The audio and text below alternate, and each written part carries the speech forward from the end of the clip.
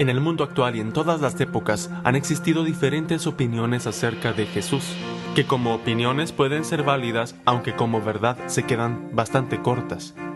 En el Evangelio de hoy, escuchamos cómo Jesús nos pregunta a ti y a mí, junto a todos los discípulos, ¿ustedes quién piensan que soy yo? Vamos a poner atención para descubrir los caminos que nos llevan a conocer a Jesús realmente como persona.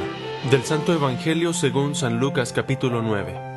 Un día en que Jesús, acompañado de sus discípulos, había ido a un lugar solitario para orar, les preguntó: ¿Quién dice la gente que soy yo? Ellos contestaron: unos dicen que eres Juan el Bautista, otros que Elías, y otros que alguno de los profetas antiguos que ha resucitado. Él les dijo: ¿y ustedes, quién dicen que soy yo? Respondió Pedro: el Mesías de Dios. Él les ordenó severamente que no lo dijeran a nadie. Después les dijo: es necesario que el Hijo del Hombre sufra mucho, que sea rechazado por los ancianos, los sumos sacerdotes y los escribas, que sea entregado a la muerte y que resucite al tercer día. Palabra del Señor. Continuamos escuchando el Evangelio de San Lucas, en esta lectura corrida y el comentario al Evangelio diario.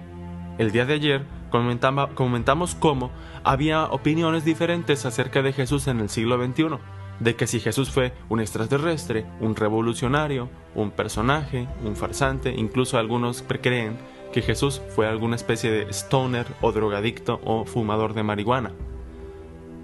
¿Sabías que desde los primeros años de la iglesia abundaron distintas opiniones acerca de Jesús, al grado de pensar que él era un ángel, un eón, un espíritu de otro mundo?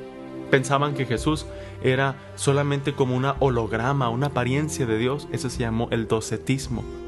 Hubo también quienes escribieron relatos de la vida de Jesús, presentándolo como quizás el primer mutante o superhéroe, que desde niño tenía poderes asombrosos por los cuales podía darle vida a una paloma hecha de barro, que podía transformar las cosas, que un día de niño, en el taller de José, él pudo estirar una tabla, pudo transformar los elementos, demostrando de esa manera que él era un hombre que era bastante extraordinario. Sin embargo, estos escritos, aunque eran antiguos, la comunidad de personas que estuvieron en contacto real con Jesucristo se dieron cuenta que no eran verdaderos, que no tenían nada que ver con la persona real de Cristo. Esa comunidad de discípulos, ese grupo que comieron con él, que lo escucharon, que lo acompañaron llenándose de tierra a los pies por los caminos de Galilea y Palestina, ese grupo de los discípulos es quienes nos dan testimonio fiable, histórico de quién es Jesucristo. Si nos vamos al extremo de la exigencia y la crítica, vamos a pensar: si los hombres y mujeres que estuvieron alrededor de Jesucristo mismo cuando caminó por la tierra no nos pueden dar un criterio de confianza, de verdad sobre quién era realmente, estamos perdidos, porque no tenemos una máquina del tiempo para ir a la época de Cristo. Sin embargo, sí tenemos un puente que nos une con el pasado, esa conexión ininterrumpida de discípulos que desde que Jesús realizó el anuncio del reino de Dios han estado comprobando, han estado diciéndonos, dándonos testimonio de quién es Él. Por eso, el primer camino fiable para conocer a Jesús es la iglesia, esa comunidad de personas que realmente lo vieron, lo tocaron, lo escucharon, como dice San Juan en su primera carta. Y cuando Pedro declara que Jesús es el Mesías, luego el maestro les dice severamente, les pide que no se lo cuenten a nadie. Quizás Jesús fue también experto en comunicaciones y sabe que cuando un mensaje se recibe, no se interpreta según tú quieres cuando das el mensaje, sino como las personas te lo pueden recibir. Y la opinión pública de Israel, si hubieran escuchado que Jesús era el Mesías, luego hubieran armado un partido político, un ejército, una milicia o un bloque antisistema para derrocar a los romanos.